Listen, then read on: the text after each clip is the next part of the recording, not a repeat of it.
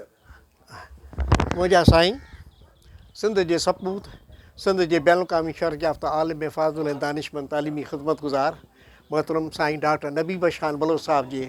अॼु 105 जनम ॾींहं जे मौक़े ते संदसि आख़िरी आरामगाह ॼामशोरे में सिंध जे अदीबनि दानिशवरनि शाइरनि सहाफ़ियुनि मदाहनि अक़ीदतमंदनि शागिर्दनि ऐं यूनिवर्सिटी जे उस्तादनि जो अॼोको जेको हीउ मेड़ाको आहे इहो असांजे सिंधी अदब जे लाइ निहायती नेकफ़ाल आहे छो त सिंध जे मोहसिन सिंध जे तालीम ऐं सिंध जे इल्मु अदब जे मोहसिन जी यादि में हुनजी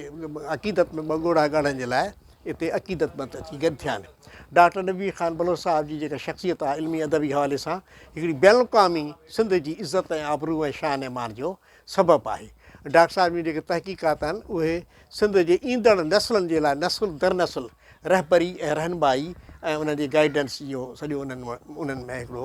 मवाद ऐं इस्तिफ़ादो ऐं इंतिज़ाम मौजूदु आहे असां माण्हू ख़ुशनसीब आहियूं जो पंहिंजे दौर जी अज़ीम शान इल्मी अदबी ऐं आकारी शख़्सियत जे दौर में ऐं हुनजी सोबत में हुनजी क़दमनि में हुनजी ख़िदमत में थोरो घणो हासिलात जेका थी अलाह करे त डॉक्टर साहिब जो जेको इल्मु आहे इहो नसुल ब नसुल वधीक तरक़ी करे फैलिजंदो रहे वाद ईंदड़ नसुल ताईं अमल करण जे सिलसिले में अलाह सां तौफ़ीक़ अता फ़रमाए